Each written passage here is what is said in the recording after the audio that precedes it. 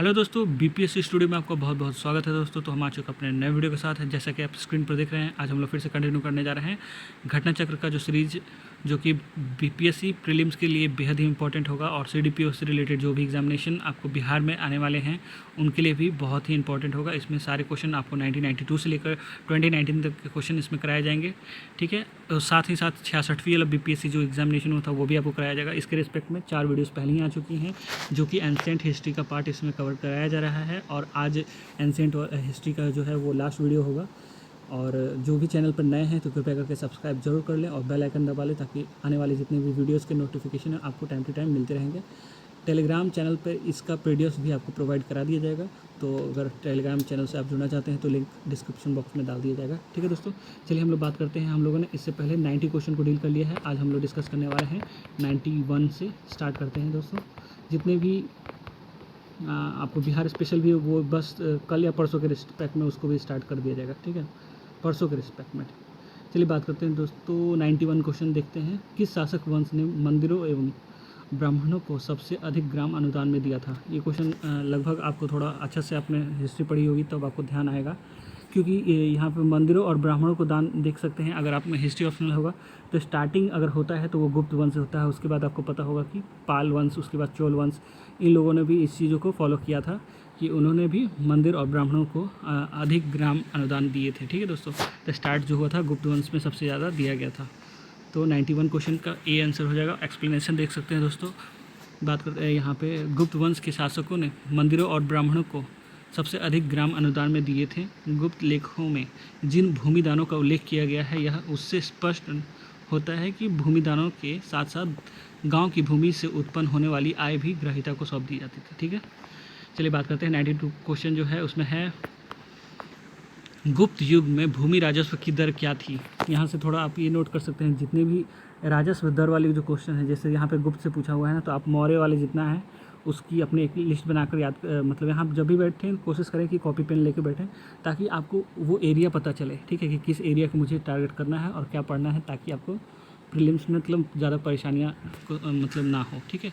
तो यहाँ देख सकते हैं जैसे राजस्व दर जो पूछी गई है तो ये गुप्त काल में पूछी गई है। तो इससे आपको मुगल काल में जो होता है वो हो गया। इधर अगर आते हैं मौर्य डायनेस्टी में है, वहाँ में क्या था, वहाँ पे राजस्व कर वहाँ का देख सकते हैं। पाल डायनेस्टी में क्या था, तो इन सब का लिस्टिंग तैयार करके आप याद कर लेंगे, ठीक है। बात करते हैं 92 क्वेश्चन, तो इसका हो जाएगा बी, उपज का 6वां भाग, ठीक है, यहाँ से आप देख सकते हैं। बात करते हैं 93 क्वेश्चन, भागवत संप्रदाय के विकास में किसकी देन अत्यधिक है? ये देख सकते हैं उस समय जो गुप्त डायनेस्टी चल रही थी तो वहाँ पर बहुत सारे मतलब ऐसे चेंजेस देखने को मिले। तो आप इसको बोल सकते हैं गोल्डन एरा भी इसको बोला गया था ना, ठीक है। भारतीय एंशिएंट इंडिया का गोल्डन पीरियड भी कहा गया एक गुप्त काल को, है ना। तो उसमें बहुत सारे चेंजेस जैसे साइंटिफिक डेवलपमेंट और आपको लिटरेरी वर्क पूरा डेवलपमेंट, बहुत सारी चीज़ें यहाँ पर आपको गुप्त काल में भी देखने को मिली हैं। जैसे कि भागवत संप्रदाय के विकास की किसकी देन अत्यधिक थी? तो यहाँ देख सकते हैं डी ऑप्शन गुप्त हो जाएगा। भागवत अथवा वैष्णव धर्म का चरमोत्कर्ष गुप्त राजाओं के शासनकाल में हुआ। गुप्त नरेश वैष्णव मतानुयायी थे, ठीक है, तथा उससे अपना राजधर्म बनाया था। अधिकांश शासक परम भागवत की उपाधि धारण करते थे। विष्णु का वाहन गरुड़ जो है उनको राज चिन्ह के नाम मतलब ये रखा गया था, ठीक है। तो यहाँ से ये क्वेश्चन आपको थोड़ा ध्यान रखना होगा। अधिकांश शासक परमा भागवत, ठीक है, परम भागवत, एक तो ये हो गया। लेकिन सबसे इंपॉर्टेंट यहाँ पे हो गया विष्णु का वाहन जो है ना गरुड़, उसको गुप्त का राज चिन्ह कहा, मतलब ये माने थे वो लोग, ठीक है। 94 क्वेश्चन में बात करते हैं दोस्तों। उसमें देख सकते हैं इनमें से किसने पहली बार यह व्याख्या की थी कि पृथ्वी अपनी धुरी पर घूमने के कारण प्रतिदिन सूर्योदय और सूर्यास्त होता है? ये क्वेश्चन बेहद ही इंपॉर्टेंट है, हमेशा पीसीएस एग्जामिनेशन में देखने को मिलता है। और ये रिसेंट के पीसीएस में बात करते हैं तो 64वीं बीपीएससी प्री में आया हुआ क्वेश्चन है। तो ये क्वेश्चन आपने देखा भी होगा बहुत बार। आर्यभट्ट जो थे, आर्यभट्ट प्रथम ऐसे व्यक्ति थे जो जिन्होंने व्याख्या की थी कि पृथ्वी के अपनी धुरी पर घूमने के कारण प्रतिदिन सूर्योदय और सूर्यास्त होता है, ठीक है। ये क्वेश्चन आपने पहले भी देखा होगा, तो ये आपको भी ध्यान होगा। बात करते हैं 95 नंबर क्वेश्चन में। तो कौन गुप्त काल में औषधि के क्षेत्र में अपने कार्य के लिए जाने जाते थे? ये क्वेश्चन आप हमें बताएंगे। यहाँ से आप देखें एक्सप्लेनेशन, और आप अपने हिसाब से, मैं आपके लिए ये क्वेश्चन छोड़ता हूँ, ठीक है। ये एक्सप्लेनेशन देखें और कमेंट बॉक्स में ज़रूर अपने हिसाब से बताएं कि आपके हिसाब से आंसर क्या होना चाहिए, ठीक है। 96 क्वेश्चन की बात करते हैं दोस्तों, तो यहाँ पे देख सकते हैं 96 में चीनी यात्री ह्वेनसांग ने किस विश्वविद्यालय में अत्यधिक मतलब जो अध्ययन किया था, किस विश्वविद्यालय में। तो ये देख सकते हैं चीनी यात्री ह्वेनसांग जो है हर्षवर्धन के शासनकाल में भारत आया था। ये क्वेश्चन भी बनता है कि किसके शासनकाल में आए थे। तो जैसे कि हमने पहले भी बताया कि इनको क्या हो गया, ये हो गया चीनी यात्री ह्वेनसांग, तो ये इनको एच से आप याद रख सकते हैं, ह्वेनसांग और हर्षवर्धन, ठीक है। और उधर आपको क्या हो जाते हैं, एक हो गया फाहियान वाला, तो वो थोड़ा ध्यान रखना होगा। ये दोनों मतलब अक्सर आपको देखने को मिल जाएंगे। फाहियान थे चंद्रगुप्त द्वितीय में, ठीक है। FC क्लब, फुटबॉल क्लब होता है ना, तो उसके हिसाब से आप ध्यान रख सकते हैं FC और HH। तो यहाँ पे शासनकाल भी थोड़ा सा आपको ध्यान रखना चाहिए, जैसे कि 637 ईस्वी में ह्वेनसांग नालंदा विश्वविद्यालय गया। इस समय वह यहाँ के कुलपति आचार्य कौन थे, शीलभद्र थे। ये क्वेश्चन भी ध्यान, ये इंपॉर्टेंट है, यहाँ से ध्यान रखें। कौन थे जब वो आए थे, तो आचार्य शीलभद्र थे। लगभग 1.5 वर्ष तक नालंदा में निवास कर उसने योग शास्त्र का अध्ययन किया। इसके बाद बंगाल, उड़ीसा, धान्य कटक होते हुए कांची पहुंचा। अपनी यात्रा के दूसरे दौर में ह्वेनसांग पुनः नालंदा आया और व्याख्यान दिया, ठीक है। ये चीज़ इम्पॉर्टेंट है, इसमें से आप अपना नोट्स तैयार कर लेंगे चीनी यात्री के बारे में। एक तो ये आपको डेट के हिसाब से ध्यान रख लेना है, किनके शासनकाल में आया और कहाँ पढ़े थे, तो नालंदा विश्वविद्यालय में। विक्रमशिला, तक्षशिला, मगध कहाँ पढ़े थे, तो नालंदा में। एक और क्वेश्चन बनता है कौटिल्य वाला, आपको ध्यान होगा। तो कौटिल्य कहाँ के मतलब शिक्षक वो बोले जाते हैं वहाँ पे ना, तो ये तक्षशिला के थे, ठीक है। कौटिल्य से रिलेटेड क्वेश्चन में, तो यहाँ पे इनका एक नोट्स तैयार कर लेंगे ह्वेनसांग का, ठीक है। ह्वेनसांग की भारत में यात्रा के समय सूती कपड़ों की उत्पादन का सबसे प्रसिद्ध नगर था। ये क्वेश्चन मतलब बहुत बार मतलब आपको देखने को मिल जाता है प्रीवियस एग्जामिनेशन में, ठीक है। तो ये है मथुरा। चीनी यात्री ह्वेनसांग यहाँ देख सकते हैं कि शासनकाल में ह्वेनसांग के शासनकाल में भारत आया था। मथुरा एक औद्योगिक नगरी थी। अर्थशास्त्र के से ज्ञात होता है कि इसके सूती वस्त्र उत्कृष्टता के लिए प्रसिद्ध थे। ह्वेनसांग ने मथुरा की आर्थिक समृद्धि एवं व्यापारिक प्रगति की पुष्टि की। वह लिखता है कि मथुरा के बाज़ारों में बिकने वाली वस्तुएं काफ़ी सजाकर रखी जाती थीं। इनके द्वारा जो एक्सप्लेनेशन दिया गया है इनके ट्रैवल अकाउंट में, वो चीज़ यहाँ पे मेंशन किया गया है, ठीक है। और अर्थशास्त्र में भी इस चीज़ का जिक्र है। 98 क्वेश्चन बात करते हैं दोस्तों, तो यहाँ पे देख सकते हैं कवि बाण। अगर आपको पता हो कि बाण वही होगा जो आपको पता होगा, कौन, बाण भट्ट की ही बात करी जा रही है। तो ये कहाँ के निवासी थे, तो सबसे पहले बाण भट्ट की बात अगर करते हैं तो ये हर्षवर्धन की हर्षचरित्र बुक है, उनकी रचयिता है। कादम्बरी और चंडी शतक, ये तीनों बुक इनकी बहुत इंपॉर्टेंट है। या तो ये भी आपको कर पूछ के आ सकती है, या तो यहाँ से आपको ये देखिए क्वेश्चन है 41वीं BPSC प्री 96 में आया हुआ क्वेश्चन है। तो ये कहाँ के निवासी थे, तो पाटलिपुत्रा, ठीक है। 99 क्वेश्चन देखते हैं। 99 नंबर जो है 99 नंबर। चीनी यात्री इत्सिंग ने बिहार का भ्रमण किया था लगभग किस ईसा पूर्व में, यहाँ किस ईस्वी में। देखिए चीनी यात्री, जितने भी चीनी यात्री हैं उनका एक लिस्टिंग तैयार करके आप ना लिख लेंगे कि कब वो आए थे और किसके शासनकाल में आए थे, ये चीज़ ध्यान रखेंगे। और बिहार से जो जो रिलेट करता है कि किसके शासनकाल में कौन उस समय राजा थे, क्या थे, इस तरह का क्वेश्चन। चाहे बिहार में जब आए थे तो उसमें वो जो डेट था तो वो कैसे कितना था, वो सब करके आप थोड़ा ध्यान रखेंगे। सॉरी, हाँ, तो ये हो गया चीनी यात्री इत्सिंग ने बिहार का भ्रमण किया था 671 से 72 ईसा पूर्व। यहाँ पे ऑप्शन क्या हो गया इसके अनुसार, डी ऑप्शन। कैसे, यहाँ देख सकते हैं चीनी यात्री जो इत्सिंग है 671 ईस्वी या 72 ईस्वी में जब वह युवक था अपने 37 बौद्ध सहयोगियों के साथ, उनके जो मित्र थे बौद्ध सहयोगी के साथ बौद्ध धर्म के अवशेषों को देखने का इच्छा हुआ इनको, ठीक है। तो वो इसके पश्चात ही मतलब विश्व भ्रमण करने का इच्छा इनको आया और उसके बाद वो निकल पड़े। तो वो जो पहले आए थे वो कहाँ आए थे, वो दक्षिण के समुद्री मार्ग से होते हुए भारत आया था। 675 से 685 तक नालंदा विश्वविद्यालय में अध्ययन किया और 693 से 94 तक में सुमात्रा होते हुए वो चीन लौट गया था। ये क्वेश्चन ध्यान रखेंगे, ठीक है। यहाँ से आप नोट्स अपना तैयार कर लेंगे। 100 नंबर क्वेश्चन बात करते हैं। प्रसिद्ध चीनी यात्री फाहियान किसके शासनकाल में भारत की यात्रा की थी।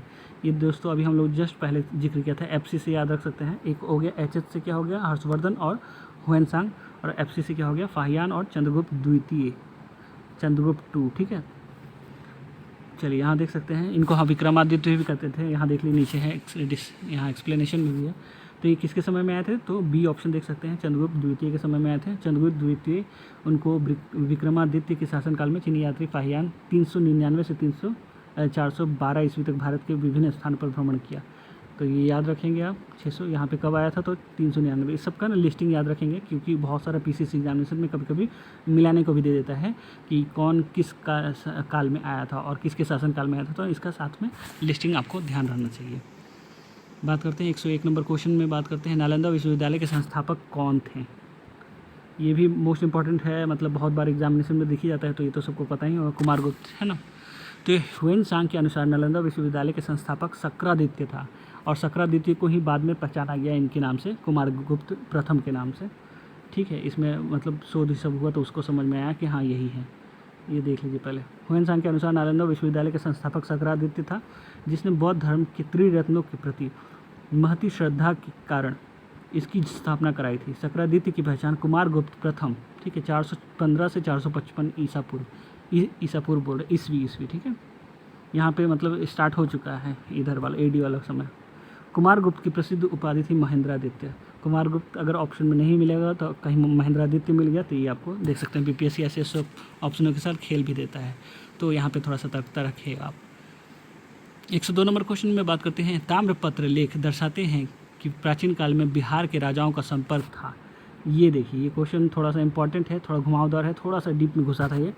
तो ताम्रपत्र का लेख जो है दर्शाता है प्राचीन काल में बिहार के राजाओं का संपर्क किससे था, तो ये हो गया जावा सुमात्रा से। कैसे, तो पाल वंशी शासक देवपाल जो बौद्ध अनुयायी थे, मत अनुयायी था, लेखों में उसे परम सौगात कहा गया है। ठीक है, उसे जावा के शैलेंद्र वंशी शासक, यहाँ देख सकते हैं बालपुत्र देव, इनकी चर्चा बहुत बार होगी।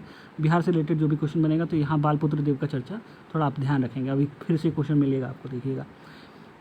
उनके अनुरोध पर उसने नालंदा में एक बौद्ध विहार बनवाया, उसके लिए 5 गांव दान देने के लिए भी यहाँ पे उन्होंने रिक्वेस्ट करवाया था अपना, देख सकते हैं। तो यहाँ पे आपको क्या रहेगा, ताम्रपत्र, ये लेख जो है, जो मिला है प्राचीन काल में, तो बिहार के राजाओं का किस राजा से बिहार के राजाओं का संपर्क था, तो ये किससे था, जावा सुमात्रा से।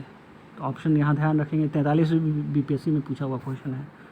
अब यहाँ देखिए, स्वर्ण भूमि का वह राजा कौन था जिसने नालंदा में एक बौद्ध विहार की स्थापना की थी, 103 नंबर क्वेश्चन है, और उसके रख रखाव हेतु अपने दूत द्वारा देवपाल से 5 गांव दान में देने को कहा था, प्रार्थना किया था इसमें। ठीक है, यही क्वेश्चन देख सकते हैं। अभी किसकी बात कर रहे थे हम लोग, शैलेंद्र वंशी शासक बालपुत्र, है ना, यही है, इन्होंने ही किया था, तो ये हो गया बालपुत्र देव। तो यहाँ पे देख सकते हैं, उल्टा क्वेश्चन में आपसे पूछ सकता है, देवपाल किससे किया था, कौन पाल वंशी शासक थे उस टाइम, तो उस टाइम देवपाल थे।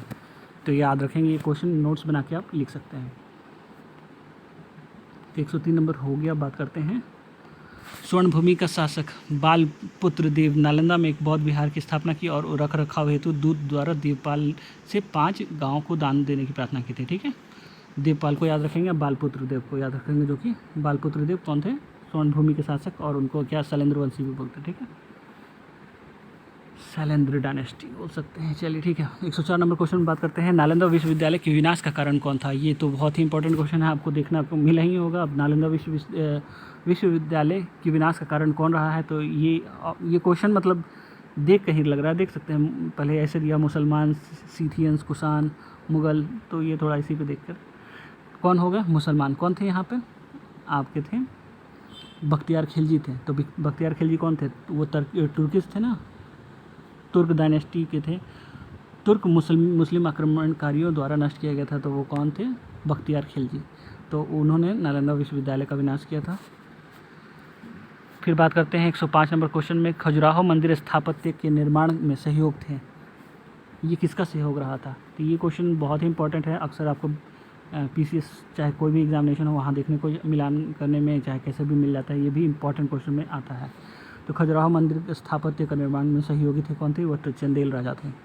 ठीक है, खजुराहो के मंदिर में चंदेल राजाओं के समय 950 से 1050 ईस्वी के बीच बनाए गए थे। यह मंदिरों के कंदरिया महादेव का मंदिर सर्वोत्तम है, जो कि छतरपुर जिले में, कहाँ पे है, छतरपुर जिला, मध्य प्रदेश के छतरपुर जिले में। ये इंपॉर्टेंट क्वेश्चन है, याद रखेंगे, क्वेश्चन आ जाता है अक्सर। ठीक है, तो ये क्वेश्चन आपको ध्यान रखने लायक है, यहाँ से आप नोट कर लेंगे, चंदेल राजा से रिलेट करेंगे खजुराहो का मंदिर, और ये कहाँ है, मध्य प्रदेश, छतरपुर। 106 नंबर क्वेश्चन की बात करते हैं, तो विक्रमशिला केंद्र के संस्थापक का नाम क्या है। यहाँ पे देख सकते हैं, अभी हम लोगों ने देखा था नालंदा विश्वविद्यालय की बात की थी, ठीक है, पुराने वाले। तो वहाँ पर अगर नालंदा विश्वविद्यालय कौन थे, तो कुमारगुप्त प्रथम थे। अभी यहाँ पर है विक्रम, तो वीडी से याद रख सकते हैं, जैसे वीडी सावरकर आपको ध्यान होगा, तो यहाँ से वी का पेयरिंग मिल सकता है ना, डी। तो विक्रमशिला जो है शिक्षा केंद्र जो है, तो डी से धर्मपाल। आपको ध्यान होगा कि जितने यहाँ पाल डायनेस्टी में इस चीज़ को प्रमुखता दी गई थी, ये बौद्धिस्ट जितने भी प्रचार प्रसार हो रहे थे उसके रिस्पेक्ट में। तो विक्रमशिला का विश्वविद्यालय बिहार के भागलपुर ज़िले में स्थित था। इसकी स्थापना पाल वंश के धर्मपाल ने की थी। आपने पाल जो होगा, पाल 8 है, अगर आपने मेंस की भी तैयारी की होगी या साथ साथ आप करते रहें तो सही रहेगा, ठीक है। बिहार हिस्ट्री वाला पार्ट तो कर ही सकते हैं आप, उसमें भी आपको इस चीज़ का जिक्र देखने को मिलेगा, ठीक है। तो दीपंकर, एक सेकंड, फिर कहाँ आ गए हम लोग, रुक जाइए, सॉरी। विश्वविद्यालय, इसकी स्थापना पालवंश धर्मपाल ने की थी। दीपंकर श्रीज्ञान जो उपाध्याय अतीश के नाम से प्रसिद्ध थे, यहाँ के सर्वाधिक प्रसिद्ध विद्वान थे, ये तिब्बत भी गए थे। तो अगर यहाँ पे देखने को ये क्वेश्चन मिल सकता है, श्रीज्ञान जो उपाध्याय अतीश के नाम से भी जाने जाते थे, तो उपाध्याय अतीश के नाम से जाने जाते थे, वो कौन थे, प्रसिद्ध विद्वान थे, कहाँ के, विक्रमशिला शिक्षा केंद्र के। ऐसे विक्रमशिला यूनिवर्सिटी जो था इनका, उसके हिसाब से याद रख सकते हैं, जो कि तिब्बत भी गए थे, इनके ऐसा एक्सप्लेनेशन में है। नोट्स बना के इसको ध्यान रख सकते हैं, ठीक है। 107 नंबर क्वेश्चन बात करते हैं, निम्नलिखित राजवंशों में किसका उल्लेख संगम साहित्य में नहीं हुआ है। तो यहाँ पर जो क्वेश्चन है, संगम साहित्य, जो संगम लिटरेचर जो रहा है, ये आपको ना अगर आपने बिहार हिस्ट्री चाहे कहीं पे भी जो भी पीसीएस एग्जामिनेशन का दे रहे हैं, अगर हिस्ट्री ऑप्शनल है तो ही थोड़ा आप डीप जा सकते हैं, लेकिन आपने संगम तो जो भी है पढ़ता ही है लोग, तो यहाँ पे आपको देखने को मिलता होगा चेर डायनेस्टी, पांड्या, चोल, लेकिन काडम अलग हो जाता है यहाँ पर, ठीक है। तो संगम में तीन की बात होती है, चोल, चेर और पांड्या, ठीक है। इनके वहाँ वो भी पूछे जाते हैं कि इनके जो साइन वगैरह है ना, वो पूछे जाते हैं, जैसे फ्लैग पे साइन इनका क्या रहता था, ठीक है। तो उस तरह का, जैसे कि आपका हो गया पांड्या का हो गया मछली हो जाता है, ठीक है, और चेर का हो गया यहाँ पे वो जो धनुष वाला होता है वो हो जाता है। इसी तरह आपको देखने को मिलेंगे, तो ये सब भी पूछा जाता है कि इनका साइन वगैरह, और ये आपको संगम डायनेस्टी से डायरेक्ट तीनों पूछ दिया गया है, ठीक है। फिर हम लोग नीचे आ गए, चलिए बात कर लेते हैं। संगम साहित्य में केवल चोल, चेर और पांड्य राजाओं के उद्भव और विकास का विवरण प्राप्त होता है। इन राज्यों के विविध राजाओं के शासनकाल का स्पष्ट निर्धारण संभव न होने पर भी संगम साहित्य से कृष्णा नदी के दक्षिण में सुदूर प्रायद्वीप तक राजनीतिक गतिविधियों पर पर्याप्त प्रकाश डालता है। संगम साहित्य से ही ये सब पता चलता है, ठीक है। बार बार हम लोग पीछे ही आ जा रहे, पता है, रुक जाइए। 108 नंबर क्वेश्चन, संगम युग में उरायूर, हाँ ये क्वेश्चन भी इंपॉर्टेंट हो जा रहा है, ठीक है। उरायूर किसको बोलते थे उस टाइम, ठीक है। उरायूर बोलते थे कपास के व्यापार के महत्वपूर्ण केंद्र था। ये क्वेश्चन भी लगभग आपको देखने को मिलता है, ठीक है। तो ये भी बीपीएससी लगभग ना पुराना वाला जो भी है ना, अगर आपके पास घटना चक्र वाला सीरीज होगा इसमें, तो आपको ये सब सारे क्वेश्चन देखने को मिलेंगे कि ये सब कहीं ना कहीं आपको पीसीएस एग्जामिनेशन में पूछे गए हुए क्वेश्चन है, ठीक है। तो अगर वो वाला से भी आप तैयारी कर लेते हैं तो बहुत ही अच्छा हो जाएगा। घटना चक्र का जो भी हिस्ट्री ऑप्शनल का है, हिस्ट्री ऑप्शनल नहीं, हिस्ट्री का जो भी है, उसमें सारे जो आए हुए क्वेश्चन है प्रीवियस ईयर के, वो आप लगा लेंगे, तो आपके अगर हिस्ट्री कमज़ोर है तो वहाँ से थोड़े आपको बैलेंस हो जाएंगे। पहले आप पढ़ लें अच्छे से, उसके बाद से हिस्ट्री का क्वेश्चन वहाँ से लगा लेंगे, ठीक है। बात करते हैं, यहाँ पे देख सकते हैं बी जो था, तमिलनाडु के तिरुचिरापल्ली में अवस्थित कावेरी नदी के तट पर उरायूर संगम कालीन चोलों की राजधानी थी, ठीक है। यह कारी एवं वारणम नामों से भी प्रसिद्ध था। संगम युग में उरायूर कपास तथा सूती वस्त्रों का बहुत बड़ा केंद्र था, ठीक है।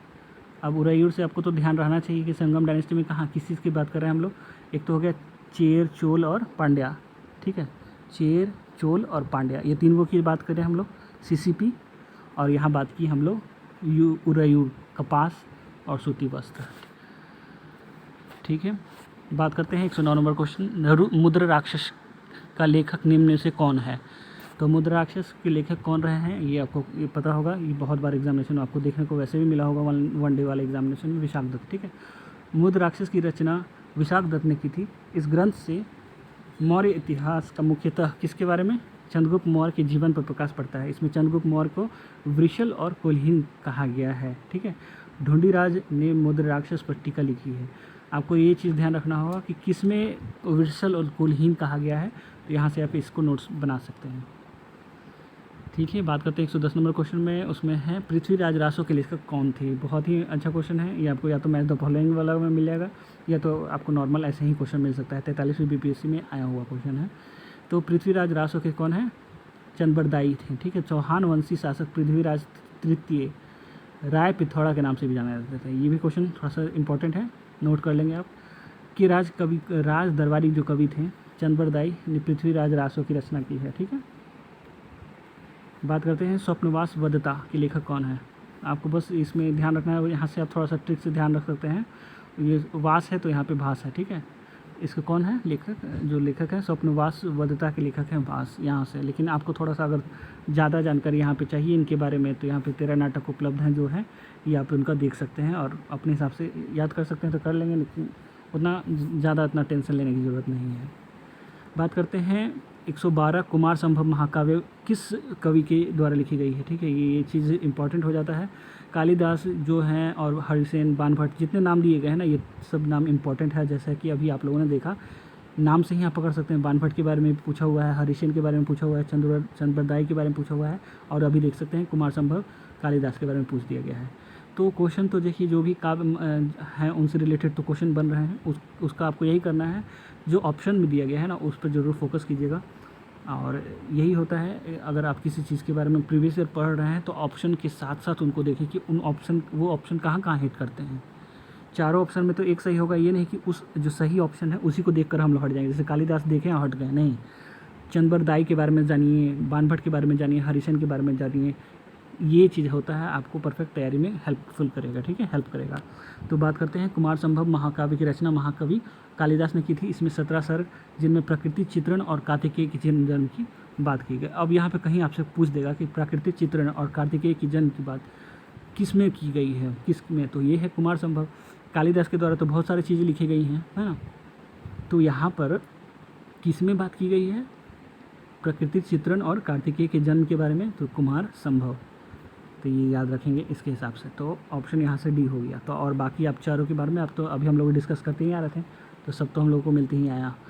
बात करते हैं 112 113 नंबर क्वेश्चन। अब लास्ट में ही है, हम लोग फाइनल करेंगे। इसके बाद हम लोग नेक्स्ट करेंगे मेडाइवल वाला पार्ट, और उसके बाद आपको मॉडर्न वाला जल्द से जल्द ख़त्म किया जाएगा और आपको एक ब्रॉड आइडिया मिल जाएगा कि क्वेश्चन कहाँ से पूछे जा रहे हैं। और आप कहेंगे तो घटना चक्र का जो मेन इंपॉर्टेंट क्वेश्चन है ना, जो आने वाले क्वेश्चन होंगे उसको भी मतलब हिस्ट्री से रिलेटेड वो आपको करा दिए जाएंगे। ठीक है, जिसमें प्रॉब्लम होगी कमेंट बॉक्स में ज़रूर बताएंगे, तो उसके रिस्पेक्ट में अगर उसका मेन क्वेश्चन अगर कराया जाए तो करा दिया जाएगा कि कौन सा क्वेश्चन और पूछा जा सकता है, या आप लोग रिवीजन करना है तो आप लोग अगर ऑनलाइन ज़्यादा लोग आते हैं, कुछ लोग भी आते हैं तो चलेगा, क्योंकि अभी तो चैनल नया ही है तो धीरे धीरे ही ग्रो होगा, बस आप लोग के चलते ही ग्रो होगा।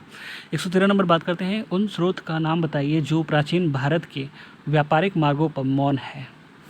अच्छा, ये क्वेश्चन थोड़ा ट्रिकी था, यहाँ पे थोड़ा सा आपको दिमाग दौड़ा के बताना था कि व्यापारिक मार्गों पर मौन था। तो यहाँ पे अगर आपने बौद्ध धर्म वाले जो चैप्टर पढ़ा होगा तो उसमें मिलिंदा पानों की बात की गई है। ठीक है, पाली भाषा में बौद्ध भिक्षु नागसेन द्वारा लिखित मिलिंदा पानों में नागसेन एवं हिंद यवन के शासक मिनांदर के बीच वार्तालाप जो है ना, इन लोगों के बीच में डिस्कशन हो रहा था, जिसमें नागसेन से मिनांदर न पूछ रहे थे कि बताइए इसमें और क्या क्या होता है। जैसे नहीं होता है किसी को अपनी इच्छाएं जागृत होती है कि इस धर्म में क्या है, इसमें कैसे फॉलो करते हैं, तो वही बुद्ध धर्म के बारे में वो उनसे ज्ञान ले रहे थे नागसेन से। तो इन दोनों की ना टॉकिंग उसमें मेंशन की गई है, बातें उनकी, तो मिलिंदा पानों में ये है। तो यहाँ पर प्राचीन भारत की व्यापारिक मार्गों पर मौनता है, यहाँ से आप पकड़ सकते थे। याद अगर आपको ध्यान नहीं भी होता तो भी आप इसमें लगा सकते थे। ठीक है, 114 नंबर क्वेश्चन बात करते हैं, हर्षचरित्र नाम पुस्तक किसने लिखी है। देखिए अभी हम लोग बात कर रहे थे कि उनके ऑप्शन से आप पकड़ सकते हैं। अभी बाणभट्ट की बात कर रहे थे हम लोग। देखिए ये क्वेश्चन कब आया हुआ है, 47वीं बीपीएससी 2005। अभी हम लोग बाणभट्ट देख रहे थे ना, ये देखिए 44वीं बीपीएससी में। अगर हम यहाँ पे जो भी अच्छे से तैयारी किया होगा तो वो बाणभट्ट जरूर देखा होगा। जबकि ऑप्शन आंसर क्या हुआ था, कालिदास। चंद्रबरदाई वाला अगर ऑप्शन देखा होता तो पहले वाला क्वेश्चन यहाँ वाला भी सही हो जाता। यहाँ ऊपर वाला देख सकते हैं 43वीं बीपीएससी से। ठीक है, चंद्रबरदाई। तो इसी तरह कलहन को आपको पढ़ लेना चाहिए। कलहन का क्या है, बिलहन, ये तो ऐसे दे दिया लग रहा है, जयानक। उसी तरह जितने ऑप्शन देते हैं ना उनको ऑप्शन के साथ तैयारी कीजिए, तब आपकी पूरी तैयारी हो जाएगी। चलिए अब यहाँ देख सकते हैं 114 नंबर हर्षचरित्र की बात कर रहे थे हम लोग अभी जस्ट। ठीक है, तो हर चरित में किसने लिखी है, तो ये बी ऑप्शन बाणभट्ट के द्वारा लिखी गई है। अब देखिए कैसे है, हर चरित ग्रंथ की रचना सुप्रसिद्ध लेखक बाणभट्ट ने की थी। यह वर्धन डायनेस्टी जो थी, वर्धन डायनेस्टी के इतिहास का मुख्य स्रोत है।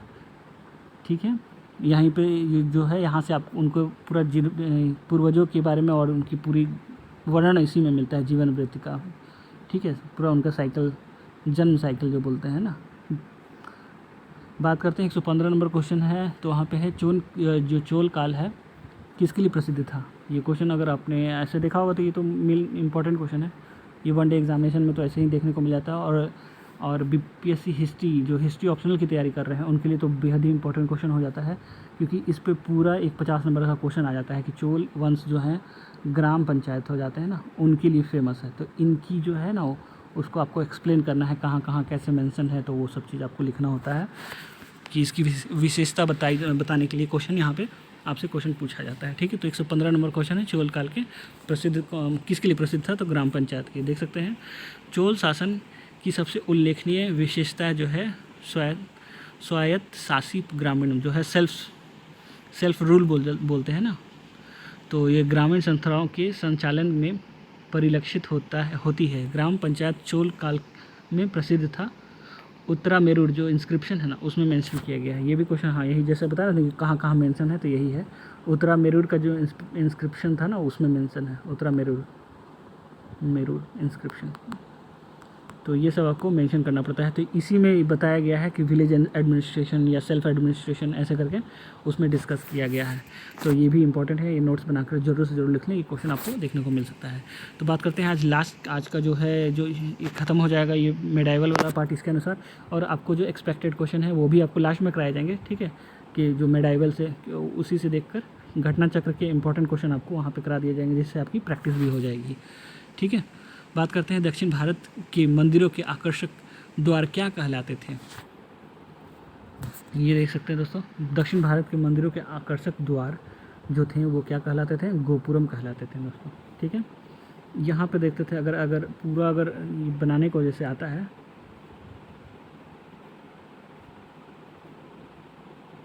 ये वाला पार्ट आपको हो गया, ये शिखर हो जाता था ऊपर वाला पार्ट। यहाँ से देखते हैं ऐसे, आपने देखा होगा, ये हो जाता है बीच वाला पार्ट, यहाँ पे ये रखा जाता था मूर्ति वगैरह, ये गर्भगृह कहलाता था, ये विमानक कहलाता था, और ये मंडप, यहाँ पे मतलब पूजा वगैरह या नहीं भजन वगैरह या डांसिंग गर्ल के द्वारा डांस किया जाना।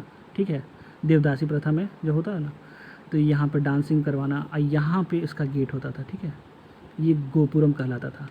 ये सब आपको ना मेंशन करना पड़ता है। बिहार मतलब ये आर्ट एंड कल्चर अगर क्वेश्चन इसमें आता है, पाल डायनेस्टी हो गया, उस वाले में भी देखने को मिल जाएगा। ठीक है, तो उस वाले में आपको चोल वाला, पाल वाला में सब में मेंशन आपको करना था। तो यहाँ पे ही है कौन सा वाला पार्ट अभी हम लोगों ने दिखाया, ऊपर यहाँ वाला जो पार्ट था ना, ये गेट कहलाता है, उसको गोपुरम बोलते हैं।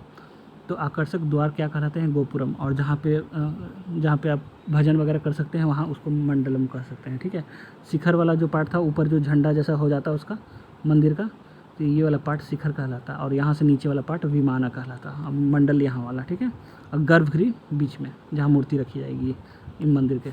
चलिए ठीक है दोस्तों, तो आज तो हम लोग यहाँ पे फाइनल करते हैं। इसकी जो एंशिएंट वाला पार्ट ख़त्म हो रहा है, अब मेडाइवल वाला पार्ट नेक्स्ट वीडियो में आएगा आपको।